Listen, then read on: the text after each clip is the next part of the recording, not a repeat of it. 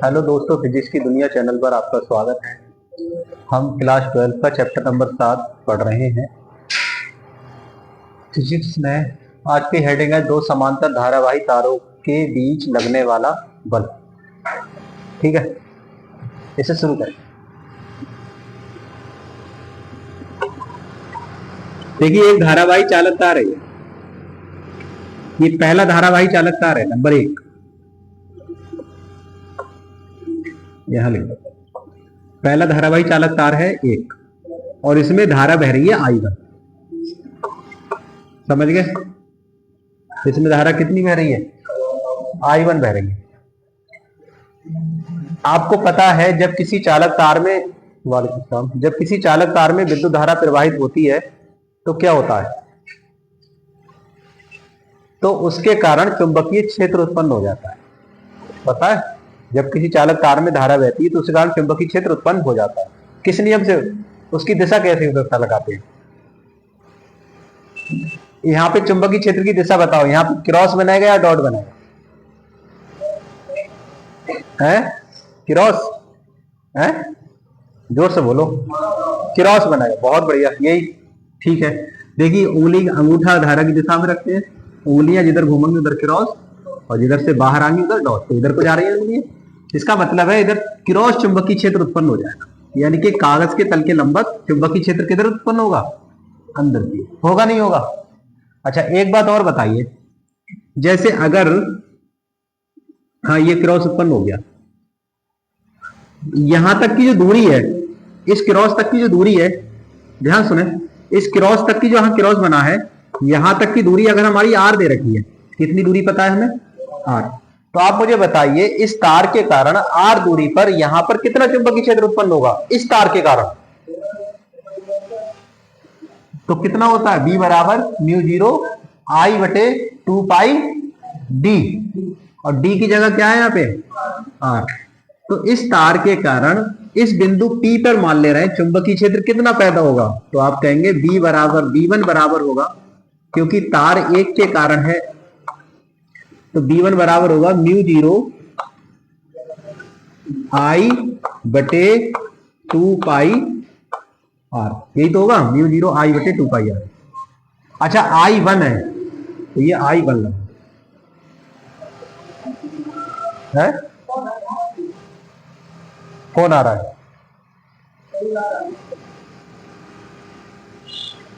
चलो, μ0 I1 बटे 2 पाई r हो गया। यहां तक समझ में आ सकते? ठीक है।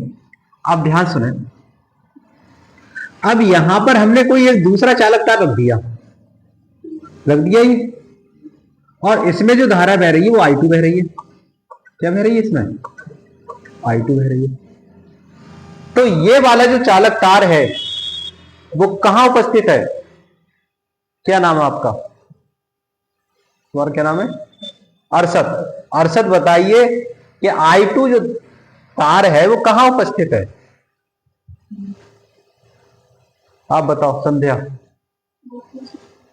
चुंबकीय क्षेत्र में उपस्थित है। किससे? कौन से? B1। यहां पे जो B1 चुंबकीय क्षेत्र उत्पन्न हुआ, इसमें ये I2 उपस्थित है। तो I2 क्या है? धारावाही चालक तार है ना? तो इल्वा बताओ, धारावाही चालक तार पर बल कितना लगता है?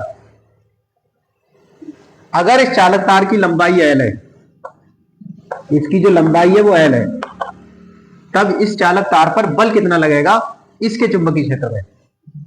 तो वो हमने कल पढ़ाया था, F बराबर I L d sine theta. नहीं तो पढ़ाया? अब चूंकि ये अंदर की ओर है और इसके समांतर रखा है, तो थीटा 90 है। यहाँ पे थीटा कितना है? 90 डिग्री। तो थीटा का ये तो खत्म हो गया, तो अधिकतम बल लगाया कितना? IL d। समझ में आई बात? यहां पर बल की दिशा किधर होगी? कैसे निकालते हैं बल की दिशा? बताओ। चुंबकीय क्षेत्र की दिशा में उंगलियां, अंगूठा धारा की दिशा में, हथेली को धक्का देने की दिशा बल की दिशा। तो ये क्या लगेगा? बल। इस पे लगेगा बल F। किसके कारण है ये बल? ये दूसरे तार पर है, और पहले के कारण है। अरे बोलो, ये जो बल है किसके कारण है? या चुंबकीय क्षेत्र किसने उत्पन्न किया? पहले नहीं तो किया। तो दूसरे तार पर पहले तार ने ये बल लगाया है और उसकी दिशा इधर को होगी। तो इसका मान क्या हो जाएगा बताओ? F21 का मान क्या होगा? आई, कौन सी आई? ये कौन सी आई है? ये वाली I2। L ये वाली, B ये वाली B1, और साइन 90 हो जाएगा। ठीक है, साइन 90 का मान 1 हो जाएगा। मान लगाओ इसका, ये वाला मान उठा के इसमें लगा दो, तो क्या आ जाएगा? F21 I2 L B1 का मान लगाओ, म्यू 0 I1 बटे 2 पाई R और साइन 90। तो F21 कितना आया पता है तुम्हें? तो F21 आया म्यू 0 बटे 2 पाई और I1 I2 L बटे R। यही तो आया, बताइए ये आया समझ में? नहीं आया? इस तार ने इस तार पर जो बल लगाया वो इतना लगाया। ठीक, अब ध्यान से सुनो। अब मान लेते हैं ये वाला तार है, दूसरा तार है, इसमें आई धारा बह रही है I2। तो ये धारावाही चालक तार इधर चुंबकीय क्षेत्र पैदा करेगा। तो इसके कारण इधर चुंबकीय क्षेत्र कैसा बनेगा? डॉट या क्रॉस? देखो उंगलियां धारा की दिशा में, इधर क्या बनाएगा? क्रॉस। तो इधर क्या बनेगा? किसके कारण निकाल रहे हैं हम? I2 जो धारा चालक 2 के कारण यहां पे निकालना है कि चुंबकीय क्षेत्र इस तार ने कितना पैदा किया। इस वाले तार ने तो B1 पैदा किया चुंबकीय क्षेत्र क्रॉस का। अब ये तार भी तो इसमें चुंबकीय क्षेत्र उत्पन्न करा है, क्योंकि धारा तो इसमें भी बह रही है, बह रही नहीं बह रही? तो ये तार किसमें डॉट करेगा। ठीक है, यहां धारा ऐसे, उंगलियां इधर क्रॉस बनेगा तो इधर डॉट। तो ये जो चुंबकीय क्षेत्र उत्पन्न हुआ इसका, वो हुआ डॉट। ये किसका हुआ? किसके कारण है? 2 के कारण, यानी B2। तो इस B2 का मान क्या होगा बताओ? इसी फार्मूले से म्यू 0 I2 बटे 2 पाई, डिस्टेंस तो दोनों ही बराबर ही, 2 पाई R हो गया। अच्छा, अब ये वाला जो तार है वो इसके चुंबकीय क्षेत्र में उपस्थित है। ये तार किसके चुंबकीय क्षेत्र में उपस्थित है? B2 के। और इसमें धारा बह रही है I, तो ये धारावाही चालक तार हो गया, धारावाही चालक हो गया। तो धारावाही चालक अगर चुंबकीय क्षेत्र में रखा है तो उसमें बल लगाएगा। तो इस पर बल किधर लगेगा? उंगलियां, सीधे हाथ की उंगलियां चुंबकीय क्षेत्र की दिशा में रखी जाए, बाहर की ओर, और धारा की दिशा में अंगूठा हथेली को धक्का देने की दिशा, बल की दिशा इधर को होगा बल। इस पे जो बल लगेगा वो किधर लगेगा बताइए? वो इधर की ओर लगेगा, F। अच्छा, किस पे बल लगाए? पहले पे लगाए। किसके कारण लगाए? दूसरे के कारण लगाए। ठीक है, समझ गए? तो F12 की वैल्यू कितनी होगी? तो ये होगी IBL साइन थीटा होती है। तो I कौन सा? 1, L इस लंबाई इसकी भी L ही है। ठीक है, दोनों की लंबाई हमने बराबर ले रखी है, L। B2 आएगा और साइन 90 यहां भी आएगा। तो मान कितना आएगा बताओ? साइन 90 एक होता है। तो F21 कितना आएगा? F12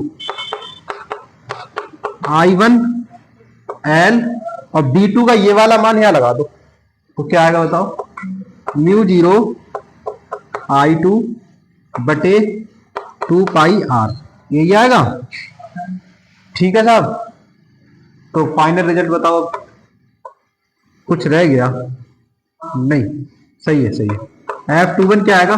mu 0 I1 I2 L बटे 2 पाई R। तो जितना बल यहां लगा उतना ही बल यहां लगा, बल बराबर है। इसका मतलब यह है जब दो धारावाही चालक तार एक दूसरे के समांतर रखे जाते हैं तब वे दोनों तार एक दूसरे के ऊपर बल आरोपित करते हैं और उस बल का मान समान होता है। जितना इसका आया उतना ही इसका है, भले ही उनमें धारा अलग अलग हो, लेकिन बल का मान दोनों में एक समान होता है। अगर धारा एक ही दिशा में बह रही है, देखो दोनों ऊपर को बह रही है, तो बल कैसा होगा? आकर्षण का, यानी कि ये तार एक दूसरे को आकर्षित करेंगे, आकर्षण बल लगेगा इनके बीच। इन दो तारों के बीच बल कौन सा लगेगा? आकर्षण बल लगता है। लेकिन अगर धारा विपरीत है, जैसे एक में धारा ऊपर को है और एक में धारा नीचे को है, अब बताओ इस I1 के कारण तो इधर क्रॉस बनेगा। अरे बोलो ना, इधर क्या बनेगा? क्रॉस। तो यहाँ पे क्रॉस हो गया, और क्रॉस पे जो बल है वो किधर को है? क्रॉस बन गया। ठीक है, तो इसलिए आप बताओ चुंबकीय क्षेत्र की दिशा में उंगलियां, लेकिन धारा इस तरीके से, हथेली को धक्का देने की दिशा बल तो इधर की ओर। कौन सा बल होगा? ये F दूसरे पे लग रहा है ना, ये पहला दूसरे पे है, तो 2 1 हो गया। अब अच्छा, इसके कारण बताओ चुंबकीय क्षेत्र इधर कैसे उत्पन्न होगा? तो उंगलियां ऐसे करके रखो, लग गई क्रॉस, और इधर भी क्या बनेगा? तो यहां भी क्या आ जाएगा? क्रॉस। और जब क्रॉस है तो यहां भी ये धक्का देने की दिशा उधर को, तो ये बल।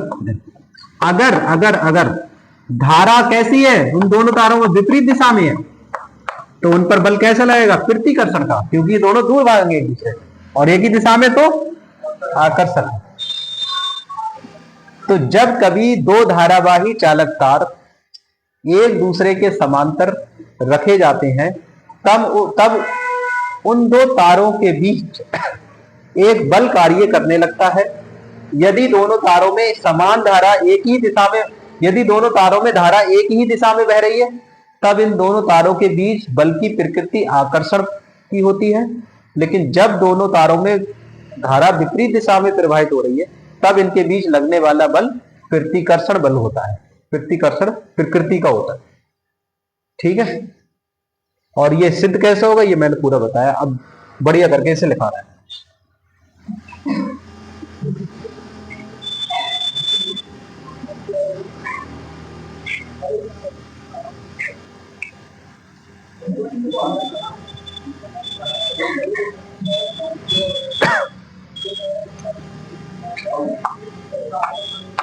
जब दो समांतर धारावाही चालक तारों को परस्पर समीप रखा जाता है,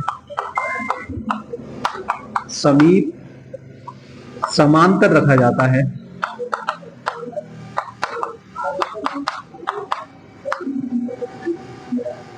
तब उन तारों के बीच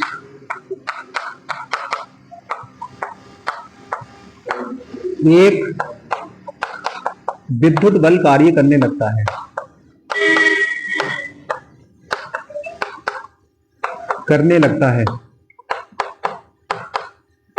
एक विद्युत बल कार्य करने लगता है यदि धाराएं एक ही दिशा में बह रही है, एक ही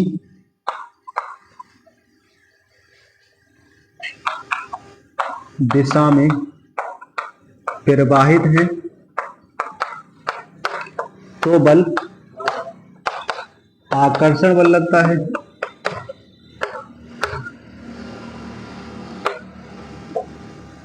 आकर्षण बल होता है जब धाराएं विपरीत दिशा में प्रवाहित होती है,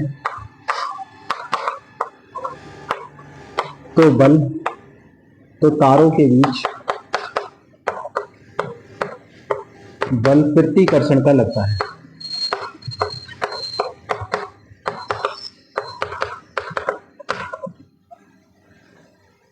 उतार लो।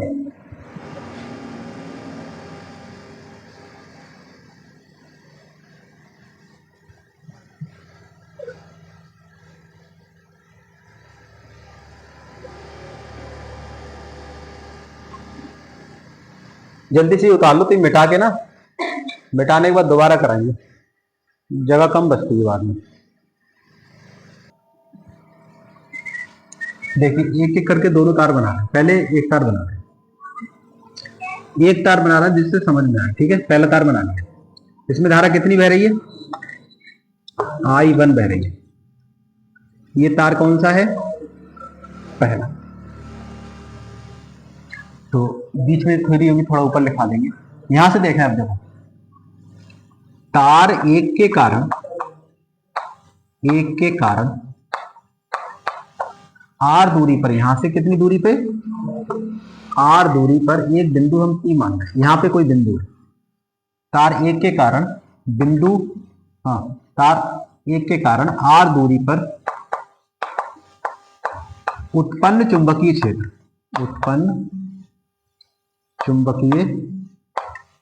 क्षेत्र कितना होगा बताओ? तो B1 हो जाएगा, क्योंकि इसमें धारा बह रही है I1, तो B1 हो जाएगा μ0 I1 बटे 2 पाई D होता था, तो यहाँ पे R है 2 पाई। हो गया। दिशा क्या होगी इसकी दिशा हो जाएगी, क्या बनेगा? क्रॉस। यह क्या मिलेगा? कागज के तल के लंबवत,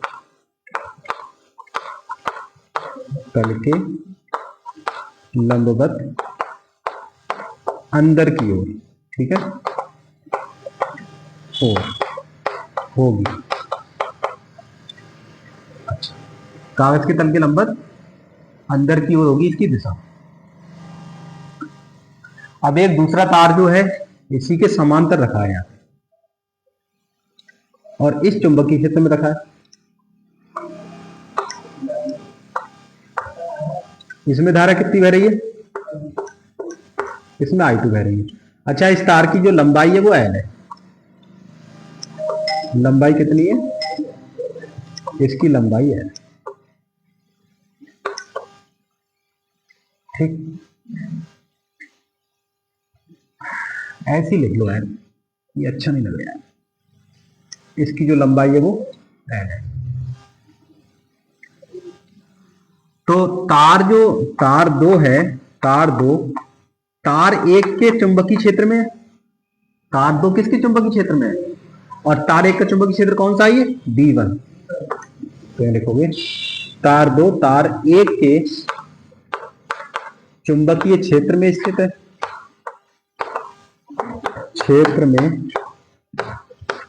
है, अतः इस पर एक बल कार्य करेगा, बल लगेगा, जिसका मान कितना होगा? जिसका मान, और यहां पे देखो थीटा कितना होगा? 90 डिग्री, क्योंकि लंबवत होगा बल। हाँ, चुंबकीय क्षेत्र लंबाई के लंबवत है। देखो चुंबकीय क्षेत्र अंदर की ओर है और लंबाई बिल्कुल सीधी रखी गई, तो अंदर, और ये इस तरीके से, ये छड़ है ऐसे जो चाक की तरह है, ये चुंबकीय क्षेत्र हो गया, ये छड़, तो बीच का एंगल कितना हो गया? 90, थीटा 90 है। ठीक है, तो जो बल होगा वो कौन सा होगा? दूसरे तार पर होगा। दूसरे तार पर है, किसके कारण है? पहले के कारण। तो फार्मूला होगा F21 ILB sin थीटा। तो I का मतलब हो जाएगा I2, दूसरे तार में धारा बह रही है, L कौन सा चुंबकीय क्षेत्र में स्थित है? पहले के, D1। जो भी तार लोगे उसकी रीडिंग यहां लिखी हुई है, टोटल वो ले लो, I2 L D1 और साइन 90। समझ गए? कोई टेंशन वाली बात नहीं है। तो F21, ये समीकरण 1 हो गई। तो F21 की जो वैल्यू आई वो आई I2 L D1, यही आई, साइन 90 1 होता है। ये समीकरण 2 हो गई। समीकरण 1 का मान 2 में रख दो, समीकरण 1 का मान 2 में रखने पर रख दीजिए, इसका मान इसमें लगा दो। तो F21 कितना आएगा बताएगा कोई? तो ये आएगा, देखो I2 L और B1 की वैल्यू ये उठा के रख दो यहाँ पे, μ0 I1 बटे 2 पाई R। अच्छा बढ़िया करके लिखा इसे, तो F21 कितना आएगा, तो ये आ जाएगा म्यू 0 I1 I2 L बटे 2 पाई। हाँ यही हो गया। वैसे एक फार्मूला ये भी हो गया। अगर हमें एकांक लंबाई पर बल निकालना है तो L से भाग दे दो इसे, ये जो L है ऊपर इसे बटे में ले लो इसके, तो F21 बटे L कितना आ जाएगा, तो ये आ जाएगा म्यू 0 I1 I2 बटे I।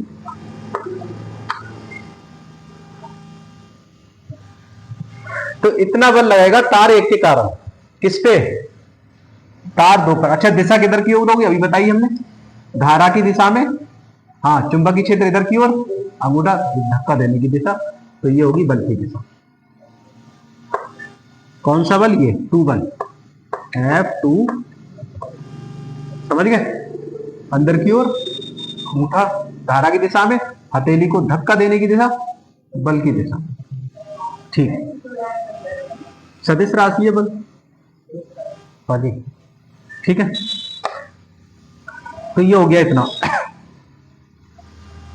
माना दो तार जिनमें I1 I2 धारा बह रही है,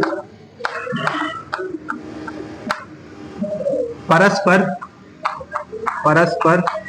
R दूरी पर स्थित है। इनकी लंबाई या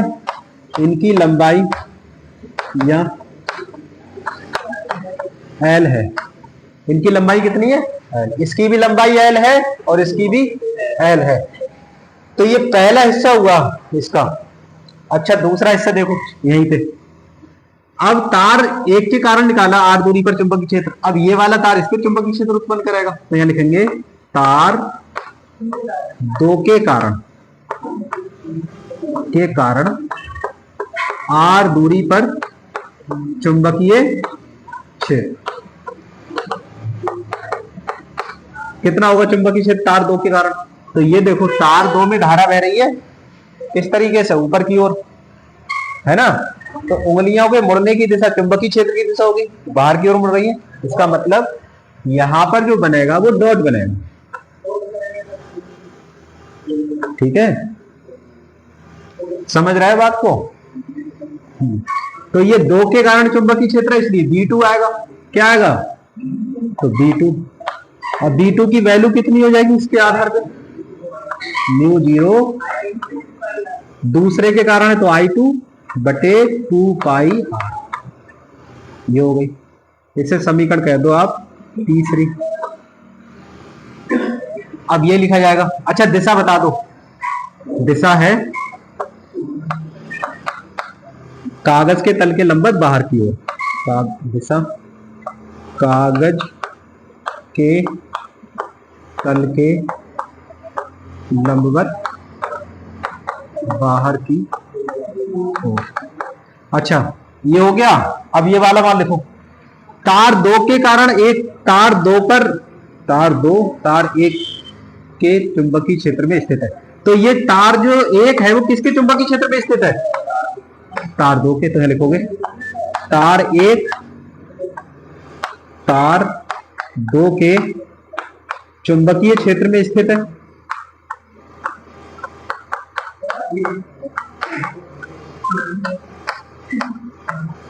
तार दो जो है तार एक तार दो के चुंबकीय क्षेत्र में स्थित है, और जब ये स्थित है तो इस पर बल लगेगा, ठीक है,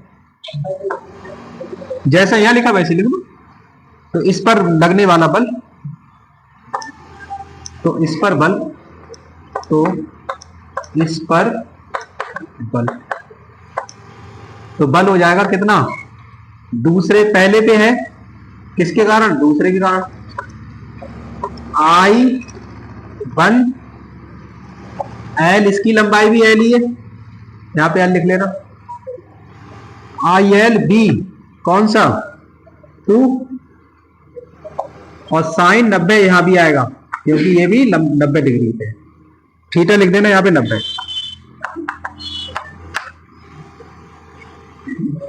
तो F12 कितना आएगा, I1L D2 और साइन 90। D2 का मान समीकरण 3 से रख दो समीकरण नंबर 4 में। 3 से D2 का मान 4 में रखने पर, सुनो जरा, इसका मान यहां रख दो तो क्या आएगा F12। अब तो सबके समझ में आ गया, कोई दिक्कत वाली बात ही नहीं है। I1L और B2 का मान लगाओ यहाँ, μ0 I2 बटे 2 पाई R। तो फाइनल रिजल्ट आया F12 का μ0 I1 I2 L बटे 2 पाई। अब एकांक लंबाई पे निकालना है तो L से इसे भाग देंगे। हाँ, एक चीज और, एक चित्र यहां पे और बना लो, 2 बना लो।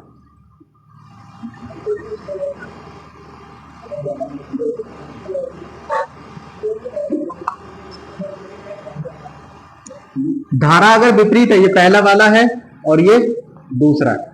सुने, धारा इसमें I1 है और इसमें धारा कितनी है, ऊपर को बह रही है, इसमें नीचे को बह रही है।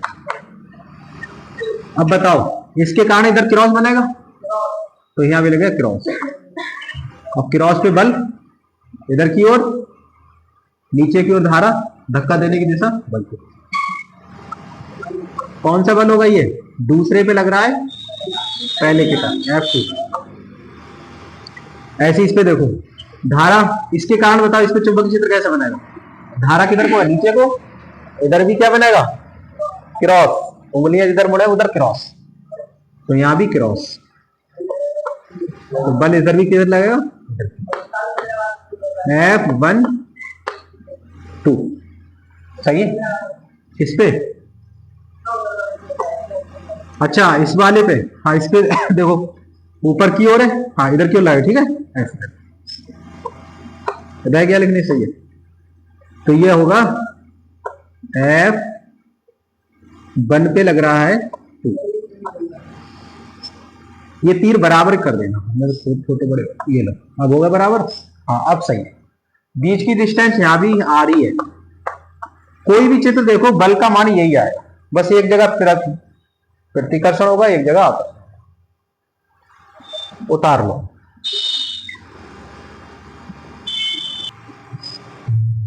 यहां पर ये लिख देना, एकांक लंबाई पर बल, एकांक लंबाई पर बल। यहां निकाला नहीं, यहां भी लिख लेना एकांक लंबाई पर बल।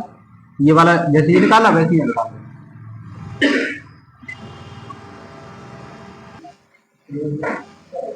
एम्पियर की परिभाषा, एम्पियर की परिभाषा, तो एम्पियर की परिभाषा देखो, तो 2 समांतर धारावाही चालक तारों की एकांक लंबाई पर बल, एकांक लंबाई पर बल, 2 समांतर धारावाही चालक तारों की एकांक लंबाई पर बल कितना आया था अभी, F/L μ0 I1 I2 बटे 2 पाई R। यही तो आया। अब ध्यान सुनना एक एक बात। यदि मैं ये कहूं कि I1 बराबर I2 बराबर 1 एम्पियर है तथा R बराबर मैं कह दूं 1 मीटर है, तो ये वाली वैल्यू इसमें लगा दो। F/L कितना आएगा, μ0 का मान लगा दो, 4 पाई गुणा 10 की पावर -7 और बटे 2 पाई, और I1 I2 दोनों ही 1 हो गए और R भी 1 हो गया। पाई ने पाई कैंसिल किया, 2 दूनी, तो F/L की जो वैल्यू आई निकल के वो 2 गुणा 10 की पावर -7 आई। मात्रक F ऊपर है तो न्यूटन, L नीचे तो मीटर, न्यूटन बटे मीटर। बस ये देखो, यहीं से परिभाषा बनेगी। तो परिभाषा क्या है, कितनी धारा पूछ रहा है हमसे, तो 1 एम्पियर वह विद्युत धारा है जो दो समांतर सीधे और लंबे, दो समांतर सीधे और लंबे धारावाही चालक तार जो परस्पर कितनी दूरी पर रखें, 1 मीटर की दूरी पर उपस्थित हो, 1 मीटर की दूरी पर उपस्थित हो, उनकी, इसे क्या कहते हैं, प्रति एकांक लंबाई पर बल का मान 2 गुणा 10 की पावर -7 न्यूटन बटे मीटर होता है। ठीक है, बस हो गई परिभाषा। अरे वो तो पहले ही बोल दिया था हमने, 1 एम्पियर वह विद्युत धारा है, 1 एम्पियर वह विद्युत धारा है जो दो समांतर सीधे और लंबे धारावाही चालक तार जो परस्पर 1 मीटर की दूरी पर उपस्थित हो कि प्रति एकांक लंबाई पर 2 गुणा 10 की पावर -7 न्यूटन बटे मीटर का बल उत्पन्न कर देती है। बस वो पहले ही बोल दिया, 1 एम्पियर वह विद्युत धारा है। हो गई परिभाषा, लिख दे रहे हैं। 1 एम्पियर वह विद्युत धारा है जो वायु अथवा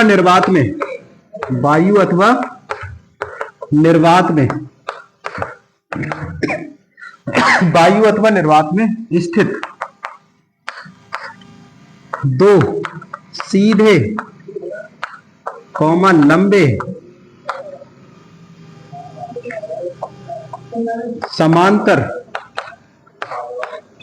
सीधे लंबे समांतर धारावाही चालक तार जो परस्पर 1 मीटर की दूरी पर स्थित होते हैं, उनकी प्रति एकांक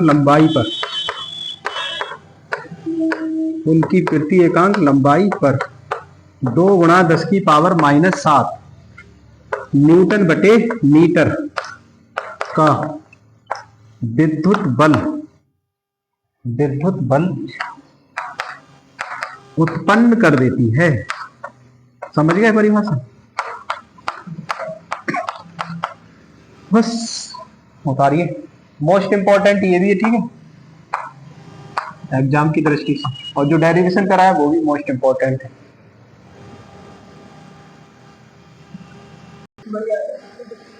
देखिए, चुंबकीय क्षेत्र में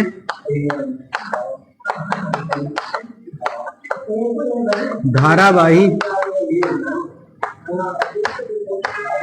चालक पर बल, चुंबकीय क्षेत्र में धारावाही चालक पर जो बल आया था वो कितना आया था, F बराबर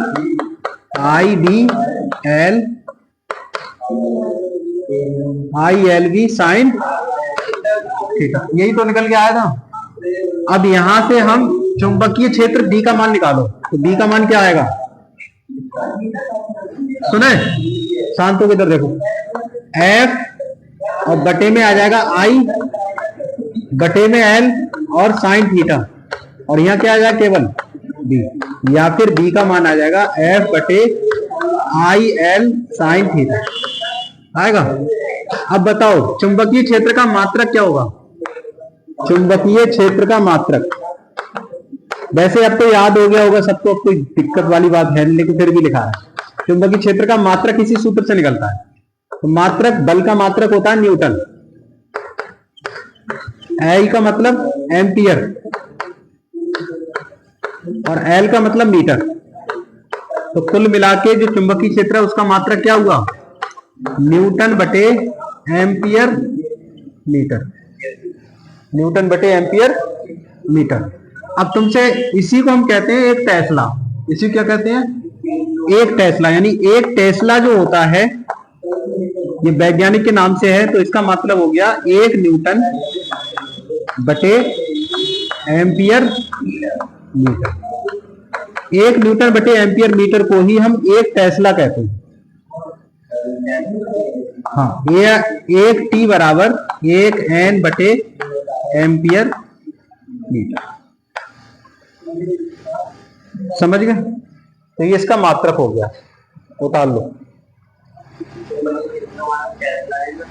हाँ जी।